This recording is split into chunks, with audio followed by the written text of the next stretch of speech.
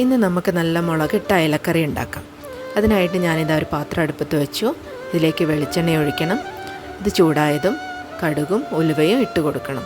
ഇവ രണ്ടും നന്നായി പൊട്ടി വന്നതും ഇതിലേക്ക് അരിഞ്ഞു വെച്ചിരിക്കുന്ന ഇഞ്ചിയും അതുപോലെ തന്നെ വെളുത്തുള്ളിയും ചേർക്കണം. നന്നായി വഴറ്റിയതും ഇനി നമുക്കിതിലേക്ക് ചേർക്കേണ്ടത് ചെറിയ ഉള്ളിയാണ്.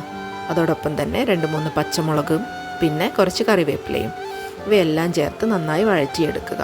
ഇനി നമുക്കിതിലേക്ക് കുറച്ച് മഞ്ഞൾപ്പൊടിയും അതുപോലെ തന്നെ മുളക് പൊടിയും ചേർക്കാം. വീണ്ടും നന്നായി വഴറ്റണം. പിന്നീട് ഇനി നമുക്കിതിലേക്ക് ചേർക്കാനുള്ളത് പുളിവെള്ളമാണ്, പിന്നെ പാകത്തിന് ഉപ്പും.